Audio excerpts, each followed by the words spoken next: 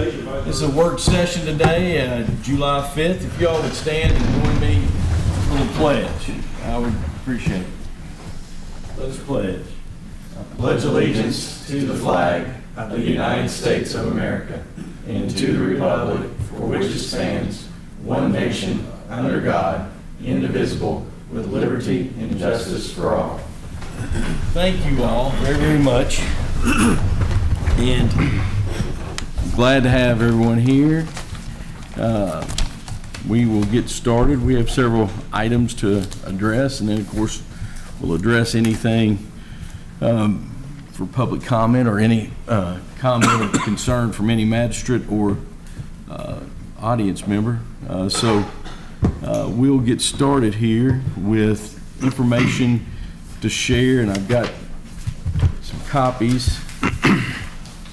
On Tuesday, we opened bids for the Hall of Justice project with the Administrative Office of the Courts and the Project Development Board on Tuesday. Had a great turnout and very encouraged by the bids.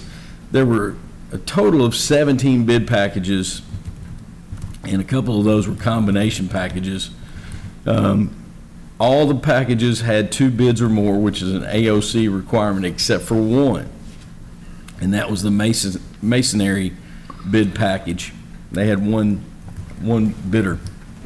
So according to the AOC rules for the construction of the project, they have to put that bid package back out to bid, and they're going to try to reach out to some more contractors to get some more bidding on that.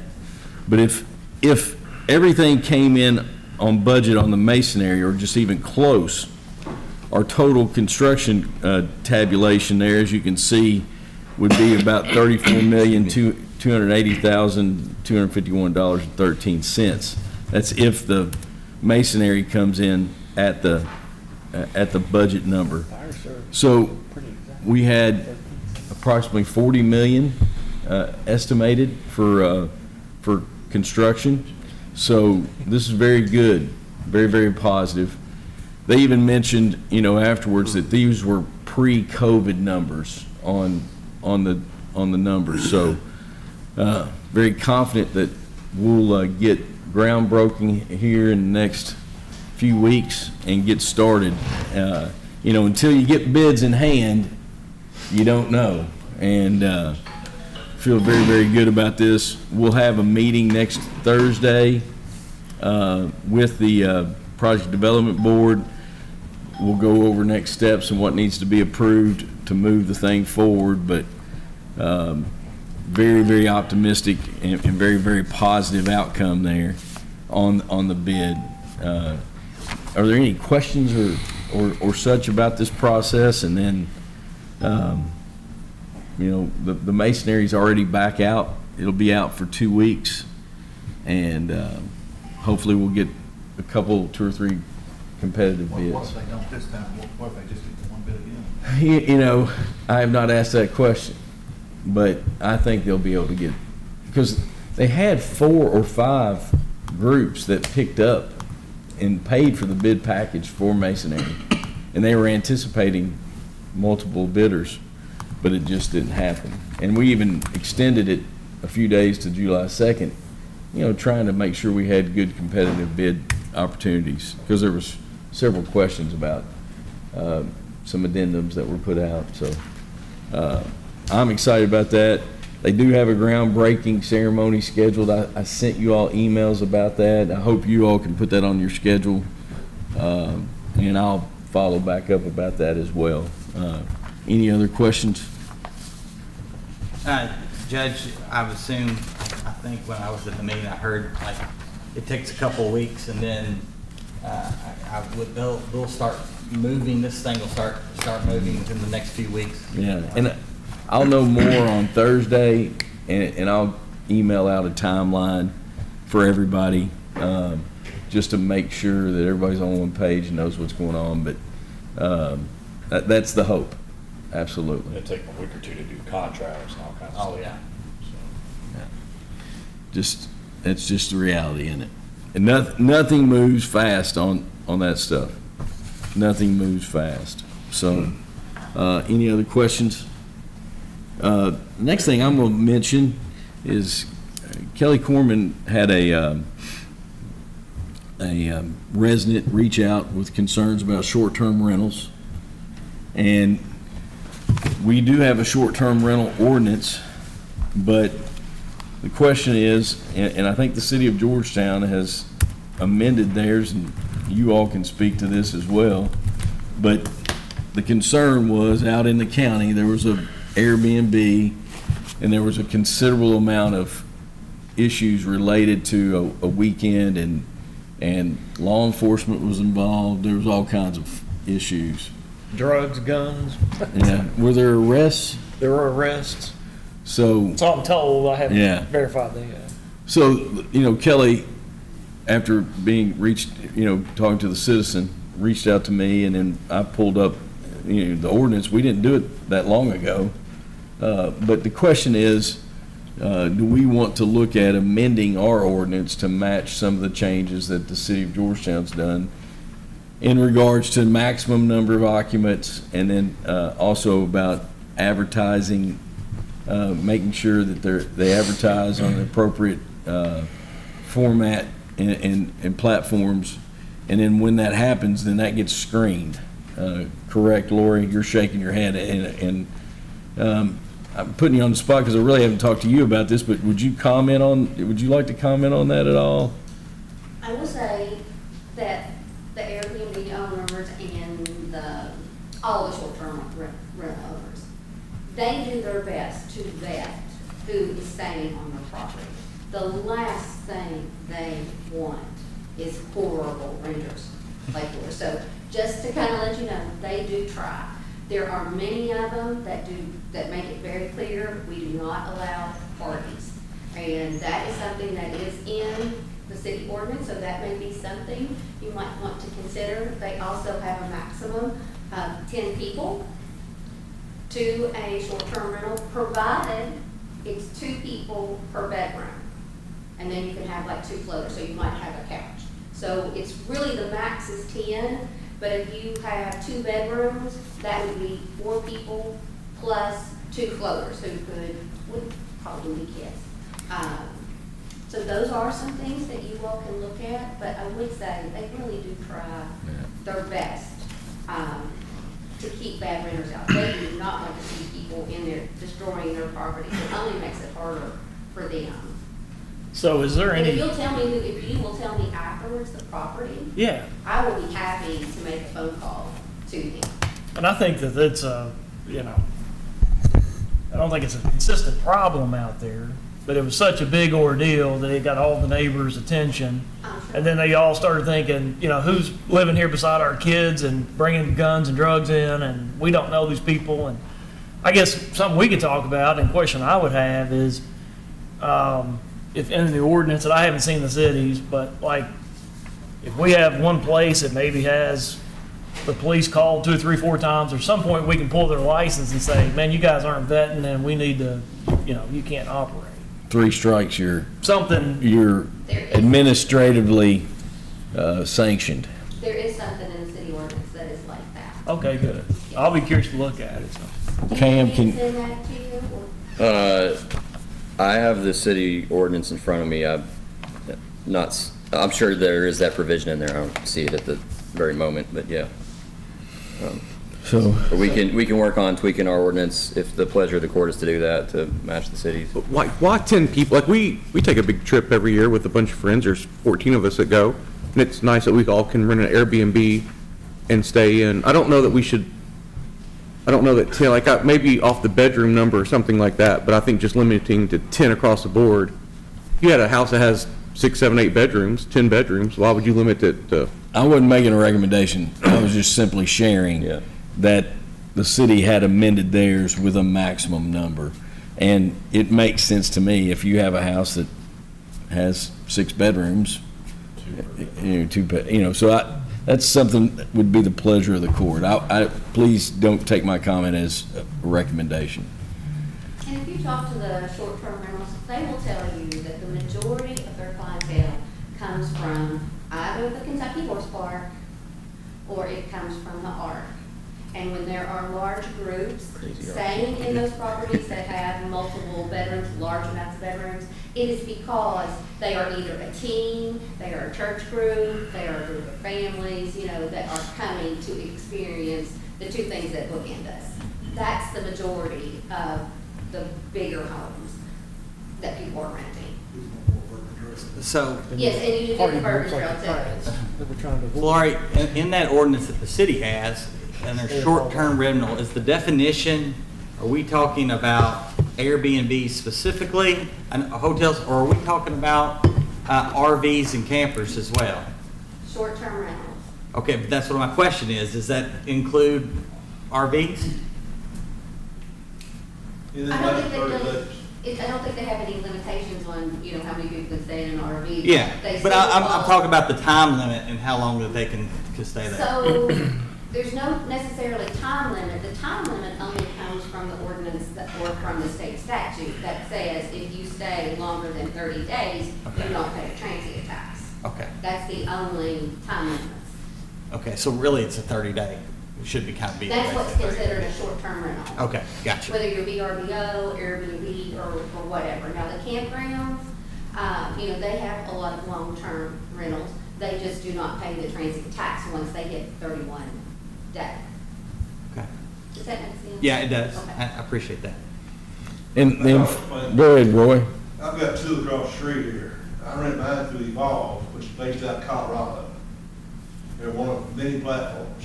Evolve then puts it on several other platforms such as Airbnb, VRBO, Booking.com, etc. About 40% of my bookings come from the Airbnb. But my deal is with Evolve. And so all those are different platforms, people find them online. And I chose to have Evolve because when I pick the phone up and call somebody, I get somebody that speaks English. So, but my question is, Roy, and like, I know you all have some Airbnbs, like, do you know who's, like, since you use Evolve, do you know who rents your places? We got we 8-ball people from our unit. You what? If we get a bad tenant, which I got one time, I 8-ball, they can't rent my unit anymore. Does that tell? But, yeah, but like, but you're not vetting, like, if somebody rents your unit, Evolve, slack. they're going through Evolve, like, they're not, you don't say yes or no, right? Right, but we can, as the host, can review, put a review down for the guest. If they did bad things, we say so, and that way they get paid off the platform. And vice versa. If the guest gets something they don't like, they can hate call me. So it's a critique is both ways. It's a two-way street. To go on what Roy's saying. Yes, sir. The best thing we've learned about ours is to use Airbnb or one of the platforms, because they do all the Yeah, I vetting, agree. they take care of all the money. You're just whoever runs your credit card. We get the email saying who's coming, what time they're gonna be there. My wife usually texts You're not them, gonna run let their them know certain background things. checks or anything. Other than that, we don't deal with them a whole lot, but to me, it seems like part of the ordinance ought to be that they use one of these platforms. To me, that would keep the trouble down. Makes I sense. don't know how much I can say on any ordinances, because we do own some, so. But no, I don't think that would prohibit you from, I mean, it's a general thing. It's not gonna benefit you from, Well, I think the best thing too, if you use the platform, they gotta pay their transient tax. Even if they don't use it.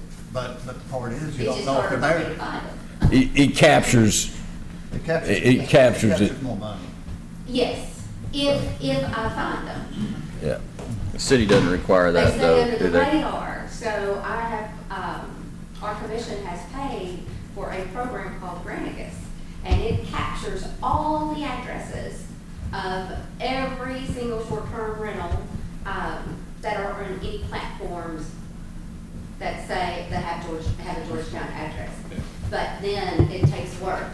That's where the work begins. Letter after letter after letter. You owe, you gotta pay, you know, some are very gracious and great about it, and some of them know, you know, they can just hover and sit tight because what really can I do to them?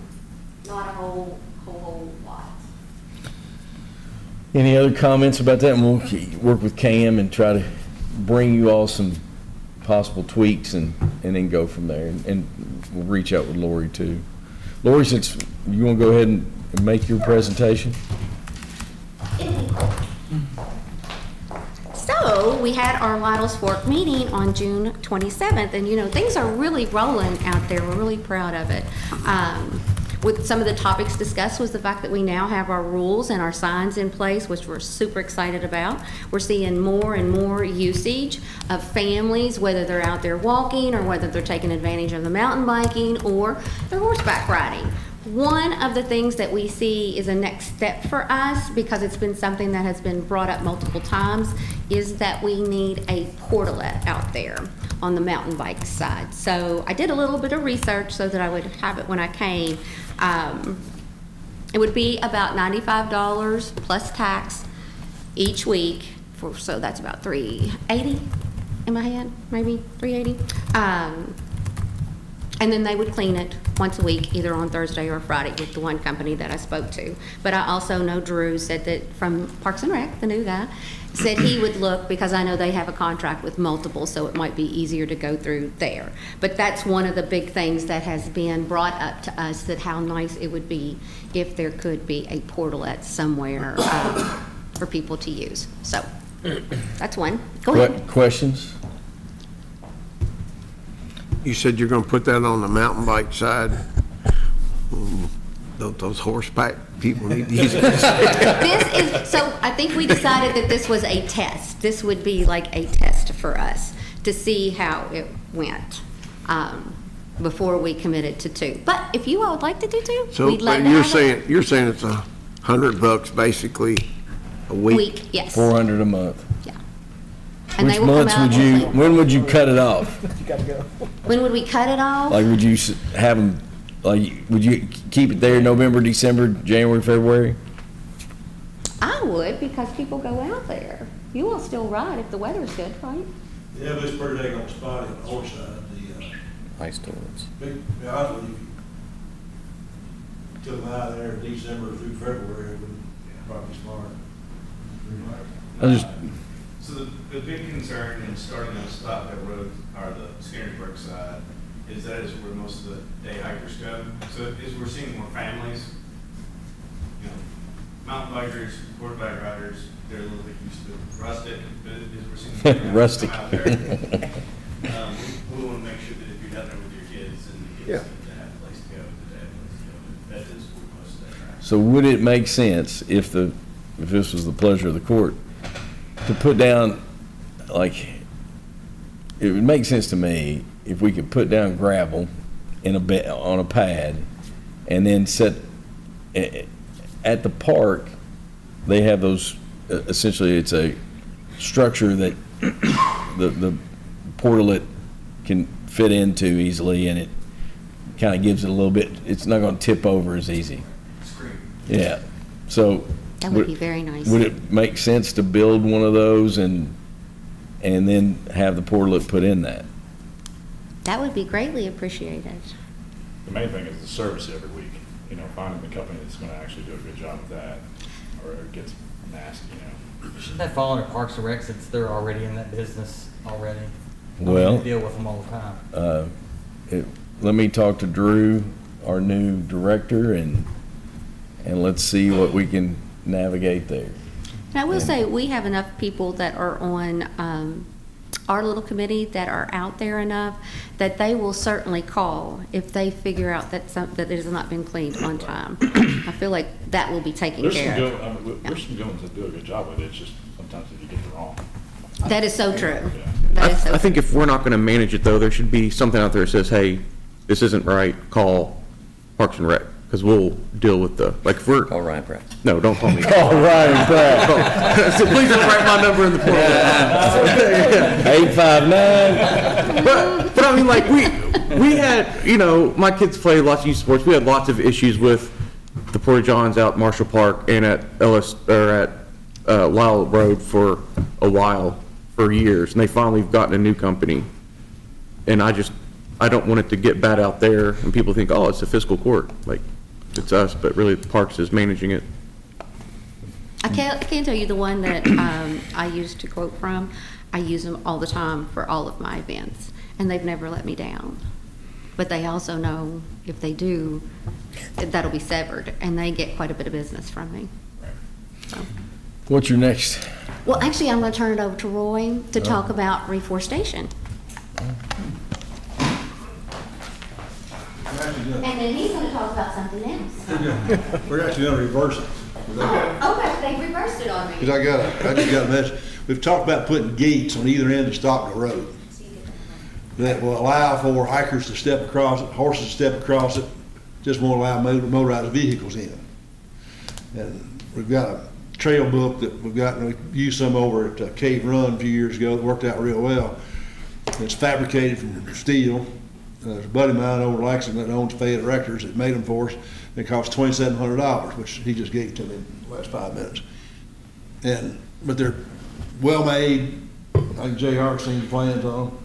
But we're talking about putting one on the south end by Skullbuster and another one up there on the north end of Gaines Road, Stockton Road interchange.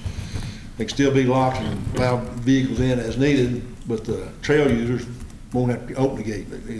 Horses step over it, bicycles can hop over it, hikers can step over it, but it keeps the motorized vehicles out.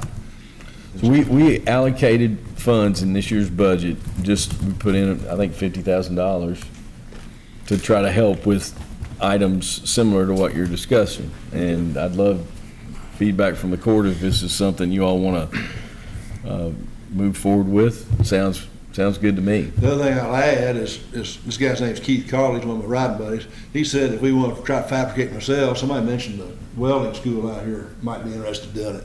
He'll provide the plans that he used to fabricate them with. And so, Dwayne, does that sound like something they could do out there, Dwayne? I would bet they could. Okay. I bet they would enjoy doing that too. They love it.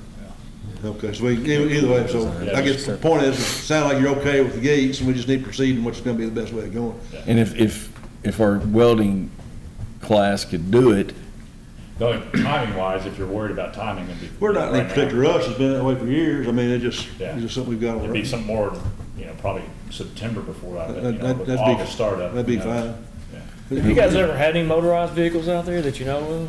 Occasionally, but very rarely. The word's gotten out. We had one guy up there kind of nitwit on Coppage that kind of got out of hand, and he got slapped on the knuckles, and he's not been a problem anymore. And I don't know. Jared, have you heard of anybody? Occasionally, you'll have somebody speak. But, Yeah. you know, once those guys got wrapped in knuckles for making a mess in the parking lot down there, I don't think we've had anything else serious I know of. I think as it gets more popular, I think the gate's a great idea, Yeah. because more people will go down there and look and think, well, I can bring my bike out or motorbike in. All right, and we talked about forestation, Mike's got. So we would like to also start doing our planning for a reforestation project in the fall, kind of in the time frame with reforest the bluegrass. Just identify some low-lying areas around the creek to start improving that riparian area. Just planting some trees, just start planning for a fall event. Be a good way to get more people out there and involved. And of course, if you've been on Stockdale Road, close to the road, it looks a little bit woolly. So going ahead and getting some trees out there so they'll start matching up in the woods. And we've got a lot of great hardwoods once you get away from the road, but just a fall planting. That's done through these conservation groups or Fish and Wildlife, something like, Yeah. So I'll reach out to Reforest the Bluegrass, see if we can identify some areas, and then we'll do some volunteer reach out and try and get some community members, maybe pre-dig some of the holes if we can afford to buy some bigger trees. So typically what we'll do in Lexington is we'll get a couple of big trees, not a dozen or so they can see some trees, and then you put in a whole lot of really small trees that'll. Does everybody know who you are? yeah, So, yeah. Okay. yeah, he's been with us. So I think the only person I have not met is Mr. Pratt, Michael Johnson. I live on Stockdale Road and a member of the Vitals Fork. and you know to call him when there's a problem. I got to get those last 4 digits. I prefer like 3, 4 a.m. is really fun. I mean, hey, we've had our numbers on the landfill gate for a year or two at a time. But You don't get many calls, but when you do, they want to help on unload and everything else. But I think everybody knows Michael's worked 20 plus years for Fayette County Parks and Recreation, and I love this idea because, down along Stockdale, like you said, it's a little woolly, a little fuzzy.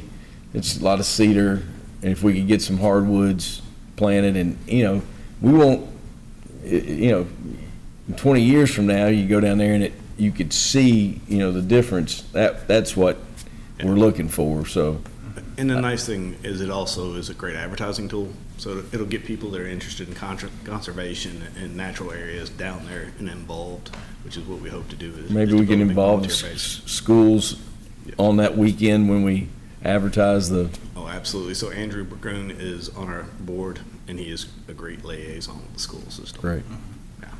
And would there be additional cost? Like, could the fiscal court maybe, I know that I've seen a lot of where you buy the quick, you know, the tool that's the quick. Yes. So what I'd like to do over the next couple of months is prepare a budget and then come back.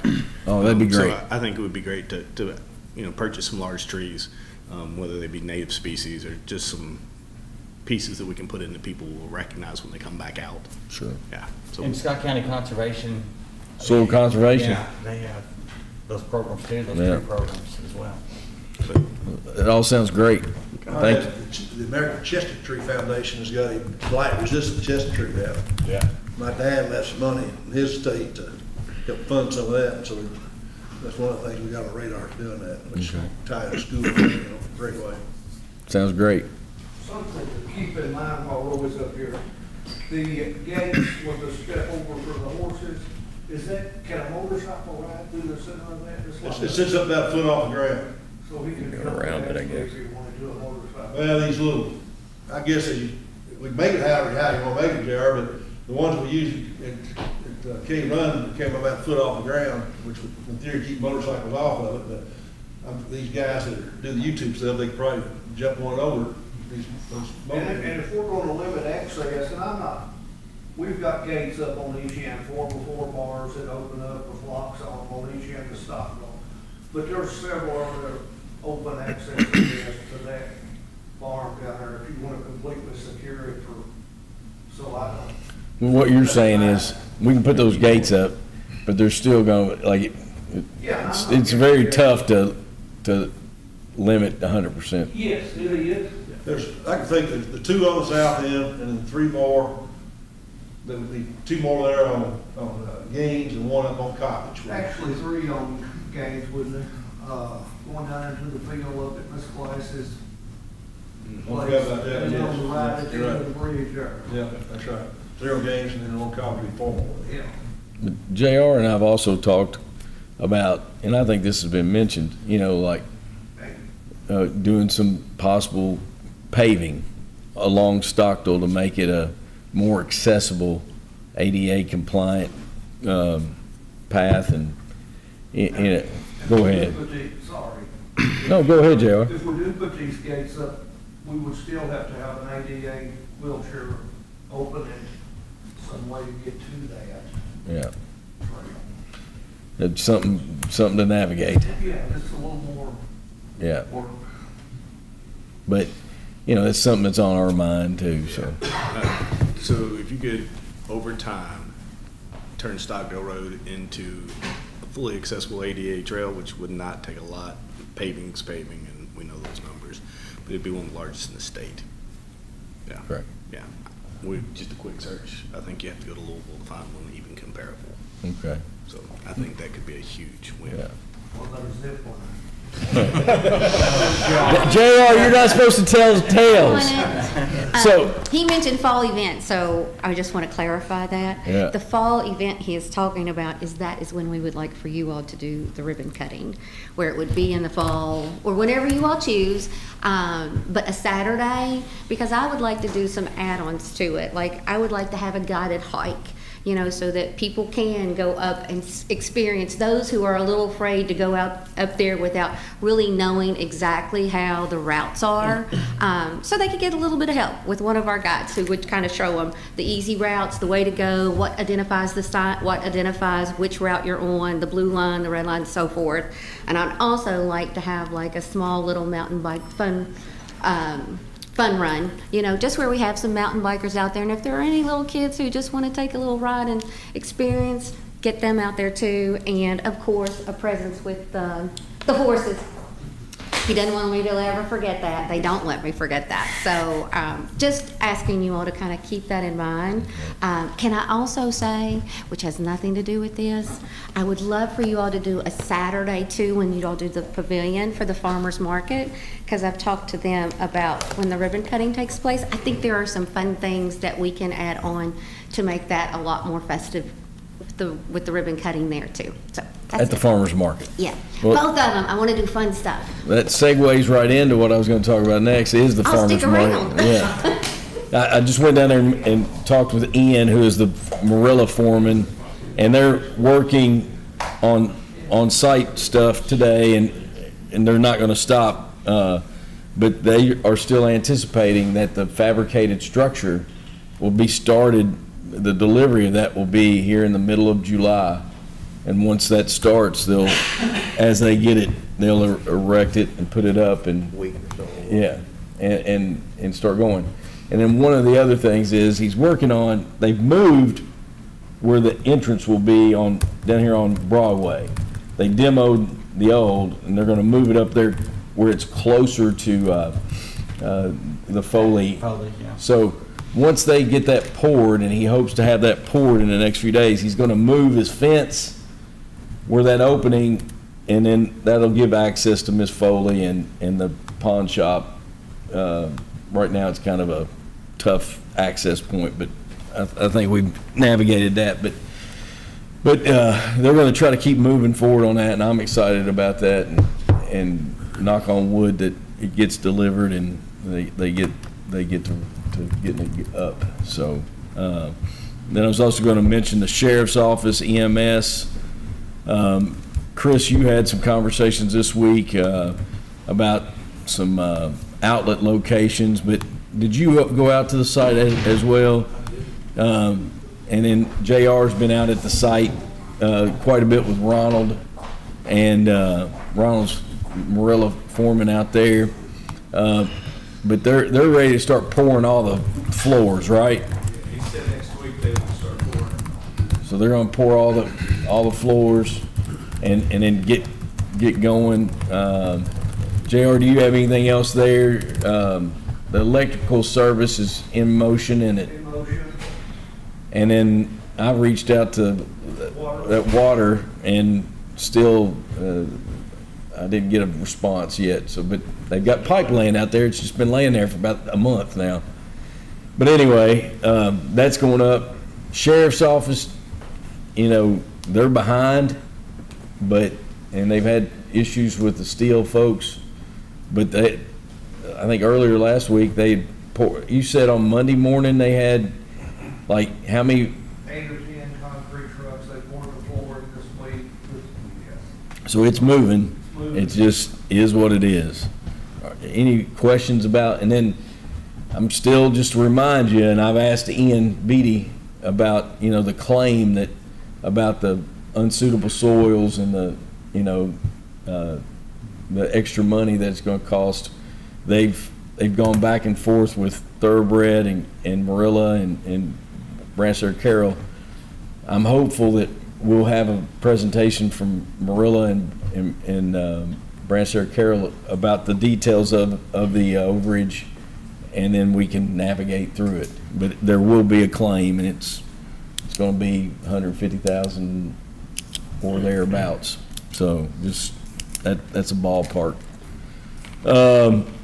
Going back to broadband, every Tuesday I meet with KU, meet with Spectrum, and they are moving forward, and they've got over 4,700, almost 4,800 houses that now have access, but we are still dealing with Norfolk Southern.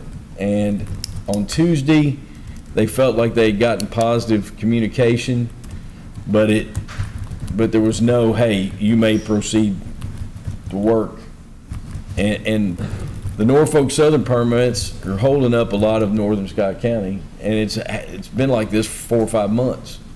So I've shared with you all that I've called Congressman Barr, Senator McConnell's office, the governor's office for broadband deployment.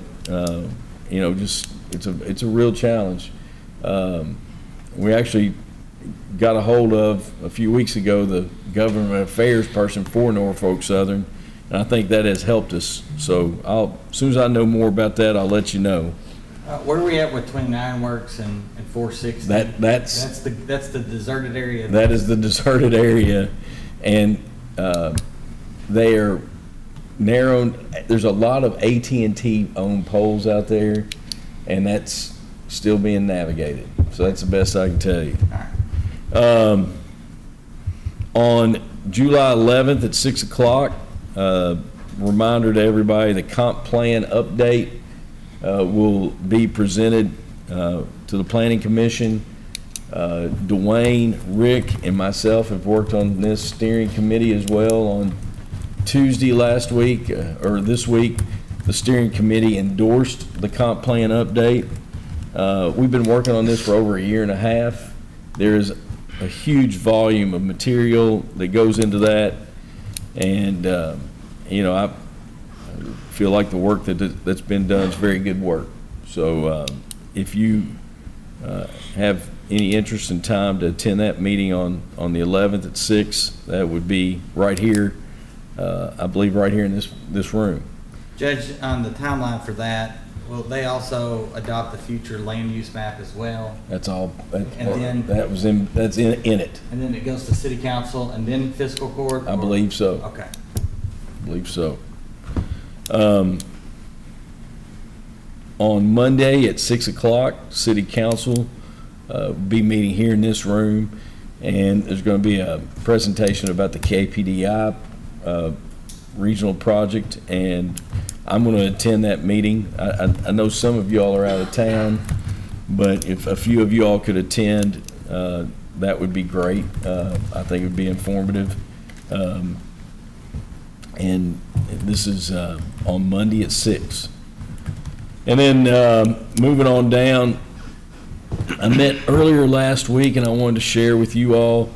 I met with Parks and Rec, and I also met with our Ag Extension team, and they wanted to inquire about the fiscal court's willingness and possible support of a grant to retrofit the show barn with garage doors and to be able to control access and really and truthfully to try to keep it cleaner from birds. There's one area that really gives them a really terrible issue with birds, and they believe there's money from the Ag Development Council that would help support this, and I feel like it'd probably be a positive thing. It would extend the season of usability. You could do things in the late fall, winter out there, put a couple of those propane gas heaters up in the up in the top, and I think it's at least worthy of looking at. What would your all's comments be on that? Judge, when Rick and myself and Kelly, when we were just coming on the court when that project was done, and Alvin and David were a part of the court when they had all that design, and I can specifically remember back, Alvin probably would know, there was just some other issues that they had once they started using the barn with electrical, where Rick, do you remember this, where they wanted to put outlets in the middle versus where they had them on the outside? I'll try to do some research on that. I didn't know if this would be the time to try to do an update. Yeah, with that, and it had to do with. There was some of those discussions. I'm wondering if JR might remember. The biggest electrical problem you have is during the summer when it's real hot and everybody's having sheep shows, cattle shows, and everybody's got fans going, numerous fans, and they keep spraying. Younger Electric went out there though and did some work. They did some work, and they did. Yeah. So I was about the building down there by the show barn. By the ring. The show barn by the ring, yeah. Isn't it like an open area, like there's no walls on it? Well, they want to look at a grant of retrofitting it and putting garage doors So closing in a garage door? in garage door. Okay, So they want to close the whole thing too. No, like, it would be enclosed by garage doors. In each section, in between the structural steel, they would retrofit it and have a garage door that would allow for when they have a show, livestock show, they could open all the garage doors and have airflow but there is a terrible issue back in one area with bird infestation, and they've tried to address that. And then, like the day I came up there to look at it the other day, there's a car parked right just sitting in the middle of it. There all the time. And they park there. Kids go there at night, and the sheriff's department has to go run them off. And All the time. it's a constant. The park Yeah. the park's already inside the barn. Yeah. So I just wanted y'all to be aware of that, I and just need to go look at it. yeah. But I think it's doable. In one end, I would believe the west end, is it open too? Are they gonna try Yeah. to, they're gonna try to close that off? I think they as well? try to close that So off. it could be open or closed, basically. I don't know about the west end, but Okay. I was just thinking about on the sides. Judge, the north part, the original reason north part was set that way. Yes. That's right, that's correct. Yeah. That might be a place to go look and see how they did it. But they usually built it that way. Yeah. And then, Element Design is working on the bid documents for the Great Crossing Tennis Pickleball project. But I'm wanting to ask your all's permission to add an alternate. Chad and I have talked about this, an alternate bid to fill the cracks and resurface paint the existing four courts. They've been there for 5 years, and it just makes sense if we've got somebody there painting new courts to see if we can get a good price on painting the existing ones. And maintenance is huge on those things. See Michael back there shaking his head. I mean, it'd be worth our money now to stay up on this instead of having to come back and redo it all in 5 more years, 6 more years. So you'd say yes, wouldn't you? So I'm going to add that as an alternate if that's okay with you all. And then I don't know if kind of ran up here as taking care of the. Is Mr. Dwight Butler here? Hi, Mr. Butler. Welcome. Mr. Butler contacted me and wants to address the court in regards to it's part of our ordinance related to the International Property Code and Code Enforcement, International Property Maintenance Code. And I shared some of this with you about Section 303, swimming pools, spas, and hot tubs, and about, as right now we follow this International Property Maintenance Code, and it requires if you have any pool, hot tub, or spa containing water more than 24 inches in depth, it's required to have a fence or barrier that's 48 inches in height. So, Mr. Butler, if you want to address the court, I'd be happy to. Thank you, I appreciate that. Yes, sir. I brought some copies of what I'm talking about here. We can distribute those. And I brought a map view of my property and where I am on another issue. But what I'm really looking to do is not to change the existing code, but just to provide an amendment to accept a safer solution, in my opinion. How many of you all have pools that are here? Anybody? My parents have one as well.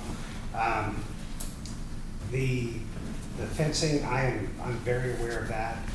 It's kind of funny, we were talking about the gates earlier, and you can't stop stupid, whatever, trying to get over the gates with what they have. But with this particular cover, this is operated by a remote pad. The pad is required to be within visual sight of pool cover opening and closing. But when I'm not there, it's shut. It shuts in about 60 seconds. And it is a complete barrier. It's not a 4-inch sphere fitting through.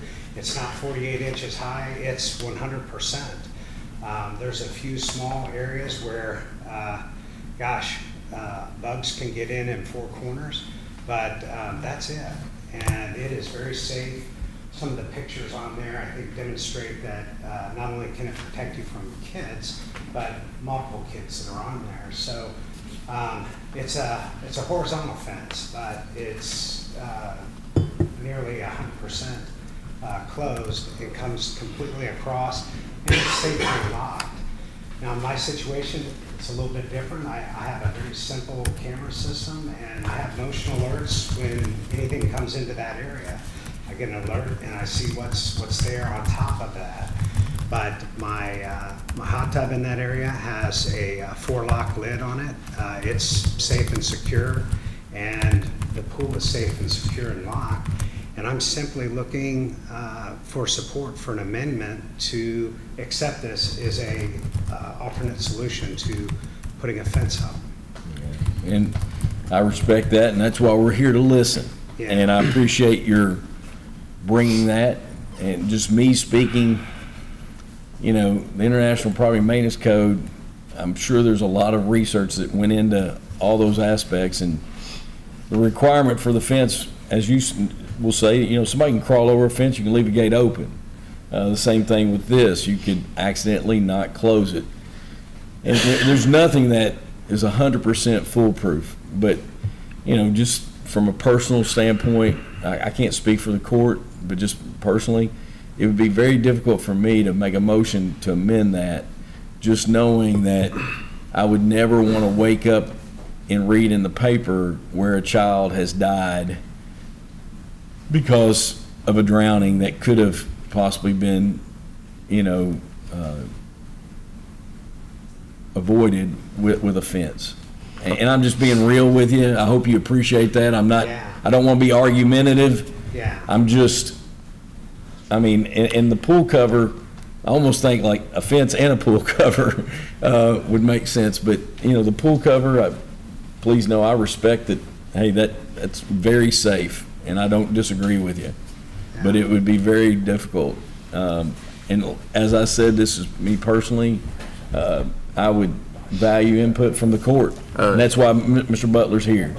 I want to give some context too, not really to say one way or the other how I'm encouraging people to, but Mr. Butler you've got a pending hearing next Monday for a code enforcement violation. Yes. So I don't know the court knows that, or maybe they do, but we had received, I say we, myself and code enforcement had received calls about Mr. Butler's pool dating back to last October, and so I'll just to make it very short summary, he's been issued a citation by code enforcement. He's contested that citation, which is his right. He's got a hearing scheduled for Monday, I think at 1 o'clock here in this room in front of the code enforcement board. And you called me and told me you were going to be seeking a variance or seeking a permission, an amendment. You told me you were going to be doing this, but I just didn't know I don't think the court knew that proceeding was going on, or maybe not all of them did, so just want to share that. I appreciate that. We had everything was quiet. We have a disgruntled lot owner that's adjacent to us, and they did the same thing with, if you look on that Google map, just above where my pool is, there's a pool that was next door. They did the same thing with them, and that pool had been there for 15 years. That pool was a huge pool. It was 25 by 60, but it had an automatic cover. They had 5 kids, lots of activity there, lots of great memories.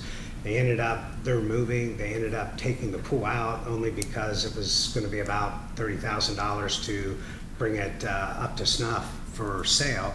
So they filled in that pool. But that safely existed there. And not that, again, code enforcement can't do anything other than enforce the codes that's on the books. Can't do anything else. So I'm really... Yeah, I think there was not to interrupt you, but I think there was a similar citation issue. There was a hearing. I think that person was found to be in violation, but ultimately it became moot when they removed the pool. Yeah. And that just happened. That was a couple years ago, I think, yeah. And then my understanding was they were given opportunity to go seek variance, but that was around COVID and a lot of other things that transpired. And then it really became a mute issue because they were going to move.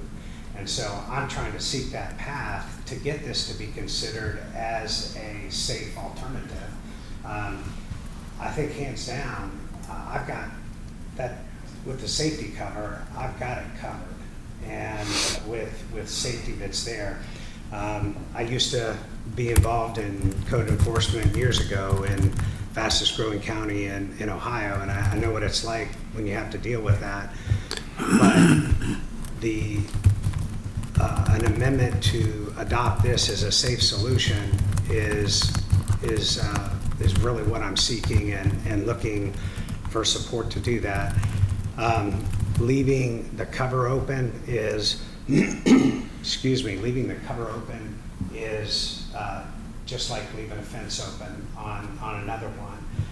But I truly believe versus the fence requirement, that cover truly protects more than a fence does. If anybody's been around a 3-year-old, I've got too many in the family that they can get over a 10-foot fence. Throw barbed wire on it and they'll figure another way to go over it as well. But that's really what I'm looking for. The other thing that just seems, if we're looking at just common sense, there's a 2.1 acre lake in the center of our little development there, and that's right in front of the house, and I've got that circled in red. That to me is a much larger threat to anybody than what the pool is on my private property. I had personally surveyed my neighbors, other than the disgruntled ones, just to get their opinion on it, because I truly wanted them as neighbors to feel safe. There's a neighbor that has 3 young children, and he said, our father-in-law has a pool, it's out in the middle of nowhere, it's not fenced in, we are responsible for our kids. I don't have any concern about your pool. And I explained what was covered and everything else, and we're fine with that. There wasn't anybody that did, but the people next door, they have a bone of contention for different reasons. But so not to cut you off, but at work sessions, we cannot take action. It's Sure. just to hear and listen and exchange. So, I would ask for any comments or questions. I have a comment, and this is nothing personal for you, 'cause I'm sure it's a great pool cover, but I'm assuming not all pool covers are equal. And I think you're putting a burden back on the code enforcement to have to go out and actually see what's getting installed and how good it is and what kind of product it is. And then it's hard to notice from a neighbor standpoint or a code enforcement driving by, if you've got somebody that's got one that's broken, that doesn't cover 3 feet of the pool, or it's not exactly all fixed, and they're kind of like, don't want to deal with it. I don't know. I think you're putting a lot more burden on the code enforcement to have to try to keep things safe than just the fence that's pretty visible. I appreciate that feedback. Typically on that, like in the code review process, it would be submitting specifications on your pool cover, which would show exactly what you're installing in there. It's easier visually to see if a fence down, like a recent storm. Well, that's my point, is if, a storm blows your fence down, or somebody notices you leave your gates open all the time, but nobody's gonna be allowed, I don't think, on your private property behind your house to check on this on a regular basis that I'm aware of. Yeah. And that's just a concern. And just to the point of manufacturers and how good these are and how long they last, and, I just think that, in my opinion, the visual fence and code enforcement, they've used that for a long time, and it's easy. I'll say, my parents have this exact pool cover. They've had it since 19, the exact same one. You can walk on it, it's amazing. But it's broken twice. One time the fabric ripped, and they replaced it. It was under warranty. And one time the motor on that one end, it just quit working. And so I was glad that they had a fence, because my kids, my brothers have kids that were there. And because it was like the pool people there at Frankfurt came and opened it up so we could still use the pool, but it was open for 3 weeks until that one time they could get the motor, and that took them forever to replace the fabric on it because it's not supposed to rip. I'll walk on it all the time. The other thing is though too, is that when it's closed, if you forget to put the pump out there and it rains, do you keep a pump on yours or no? It'll hold 100 gallons of water. I mean, more than that. I mean, it will hold water. Like, it creates a pool on top of your pool, and it takes forever. Sometimes you forget to put the pump out there to pump it back out. So, like, that would be a concern of mine, too, because I often think about, because my brother's kids are 2 and 4, and I was like, even with the fence and with the pool cover, we always go out and make sure that if it's rain, that there's not water sitting on there, because they'll get into it, and that'd be a huge concern of mine as well, because that thing will hold water, a lot of water. Yeah, it does, and it has the ability to hold about 10 inches. Yeah, I mean, and depending on the size of your pool, Yeah. like that can be a lot of water. Yeah, it can hold 10 inches. I keep my pump as handy, and I pull it out when I need to. Yesterday was a day that fortunately required it, and got a little rain out there. But from an overall safety perspective versus access to the hazard, this cover, in my opinion, provides not just equal but better safety than just a fence by itself. So question, like when that motor was broken, can you manually shut it then? Or? No, it's like built into the side, and it goes along tracks. Like a garage door almost. Yeah. Kind But of. I mean, you can still manually close your garage door. But. Yeah, no, you couldn't pull this thing. Yeah. It's like having an accident with the fence too. How quick can you repair I do it? agree when it works, it's extremely safe. I mean, other than if there's water sitting on it, if it's rain, but I mean, you can walk on. I mean, me and my dad have walked on before, and we're not little people. So. Well, Mr. Butler, I appreciate you coming. They've heard. Does anyone else have any other questions? Rick, you're. No, I'm just kind of processing. The board, the code enforcement board would be. Yeah. Where we go from there. Yeah, and I think there's the hearing that'll take place on Tuesday. That's not before the board; it's before a hearing officer, right? So essentially an appeals hearing. He's procedurally, if you receive a notice of violation and then a citation from code enforcement, and you contest that, you can ask for a hearing. And I do believe that's before a hearing officer. That's correct. That the board, appoints. And I think Mr. Ben Willis from our office will be there to, and code enforcement will testify, and then, Mr. Butler can be there and bring any witnesses if you have any. And then the hearing officer will make a decision. And then we'll go from there. So When Mr. Butler's talking about a variance, he's not really trying to adjust the national deal. He's just wanting to do something that would be local. That's correct. I think your request is for us to consider an amendment to the code enforcement ordinance that would essentially strike the requirement for a 48-inch fence in lieu of the installment of an automatic pull cover from XYZ manufacturer. Yeah, either or, and that's basically what I'm looking for, not to alleviate the fence code, but to offer this up as a solution, a horizontal fence, if you must be. Well, our current code enforcement ordinance adopts the 2012 International Property Maintenance Code, so what Joe Pat read from is in that code, so in order to change that, we'd have to amend our ordinance. That's what I meant, though. Except for provision blah, blah, blah regarding pools, So that would take a motion, a second, and then we'd have to have 2 readings. And that would have to take place at a meeting, and someone would have to, either, as I shared, just being transparent with you, it would be very difficult for me to make a motion or vote to approve that if that was presented just because of all the factors. And I wasn't even thinking about the factor of the water on top of the pool cover. You know, that was another item. Yeah. The water on top of the pool cover is certainly less than the 24 inches, and it's typically 8 to 10. But when somebody gets that, it's just like keeping a fence maintained. It's pretty low down there, though. Yeah. It No, gets bumped off. I'm sure, and I'm sure that well-intended, you know, Yeah.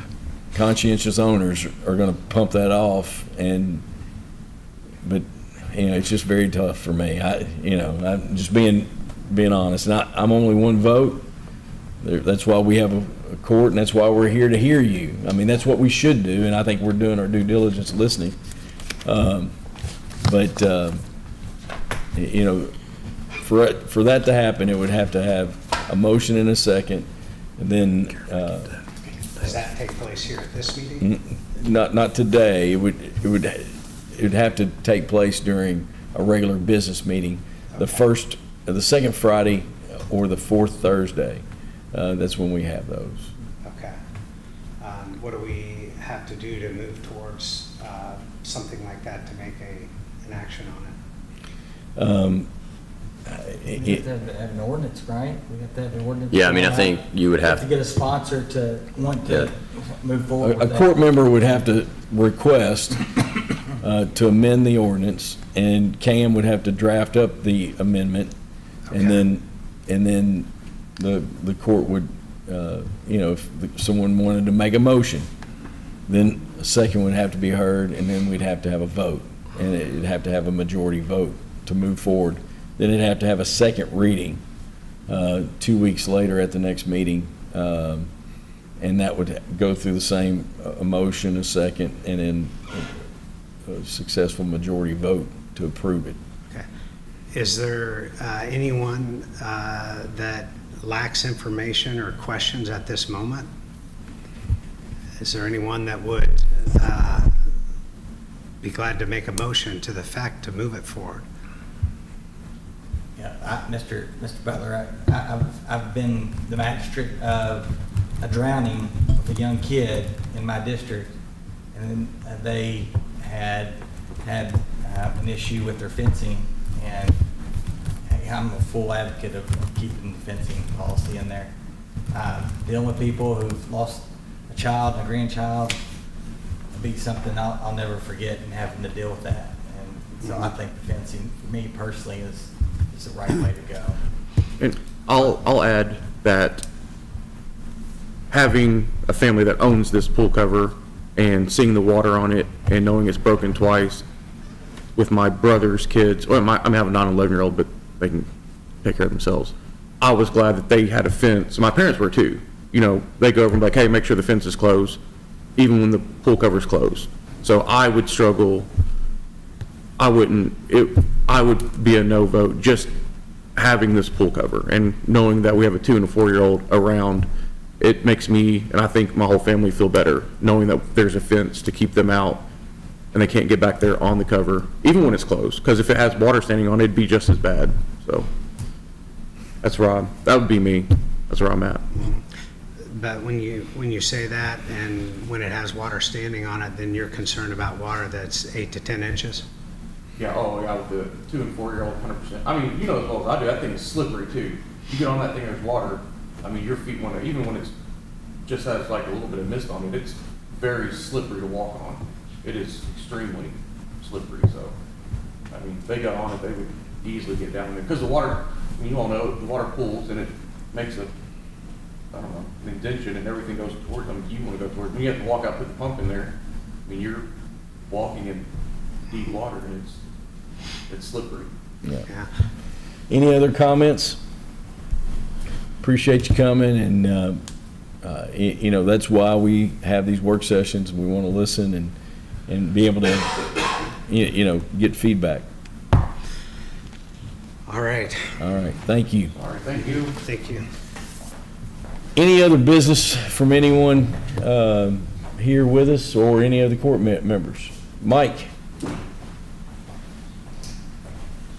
want to make you guys aware that there's a public safety exercise next Wednesday between 10 and 12 at the Toyota Stadium at Georgetown College. You're welcome to come and visit. One of our deliverables is responding to unknowns, so I don't want to share the scenario specifically, but between 10 and noon at the area of the baseball fields and the football field, in that general area, if you hear of anybody talking about excessive fire engines, police cars, that type of thing, that's what we've got going on. But like I said, if you're free and you're close, come on over and watch what we're doing for a couple hours. So. Which day again, Mike, and time? The 10th between 10 a.m. and noon. Okay. Do we put anything on social media saying there will be a? We're doing that all today, and you guys are going to get emails inviting you. But, all right. Thank you. JR, you got anything else? They're paving, working on pavement. I know that's a constant. Yes, sir. Our paving for this year, Hamilton Hinkle was able to jump on it about 3 weeks ago, and they have now finished probably 50% of our paving. 6 roads have been done, and they'll work the others in as we go. But while we're talking about that, we put a little extra money in our budget for paving, road materials and stuff. There's a couple of projects that we would love to look at. I've talked to the judge about it, and he wanted to share it with everybody. But one is the little access road, the emergency access road behind Fire Station 1 down to the vegetable place. About $25,000. It's in bad shape. And it's an emergency access in case something's up on 25 blocked and they need to go out the back way. You're talking, JR, from the fire station down? Yes. Not from the bypass to the? No. Okay, gotcha. It's in good Yeah, shape. yeah. 25,000 roughly on it. Station 5 parking lot. Looked at it, talked to John. It's beginning to get in rough shape, so it's about 26,000. Could we? Which that one's we could 5? easily add in there. Which one's 5? Which one's 5? Is that Eastern? Homestead. Oh, it's Homestead. Homestead, yes. So is this something we could just really have a motion for those two? Out of our current budget Yeah. dollars, wouldn't be no changes or Yeah. anything. And just to authorize JR to have those 2 spots paved at our next business meeting. Is this something that you would typically do this early in the budget cycle? Like, what if there was something that came up later, like, we're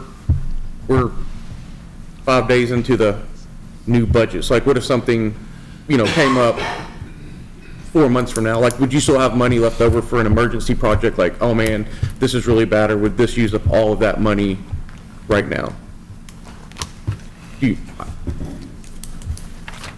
I think we put 1.3 in there, right? 1.8. We put 1.8.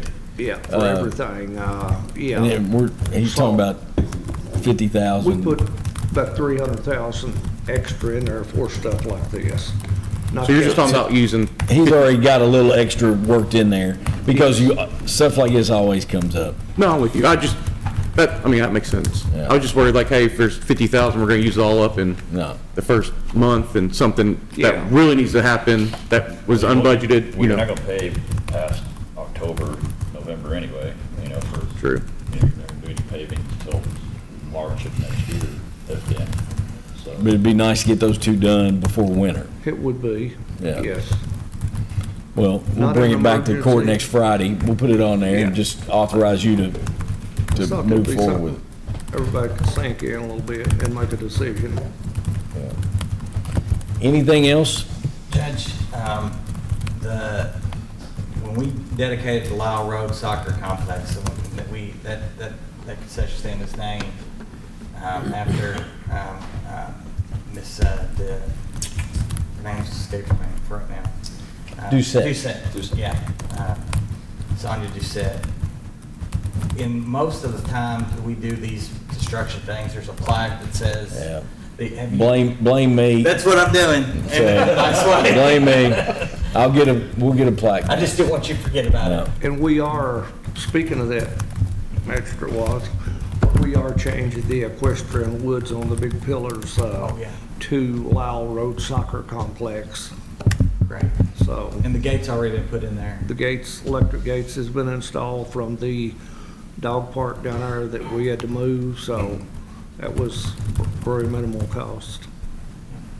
Good deal. Thank you. All right. Anything else from anybody with us? If not, we will adjourn our meeting. Thank you.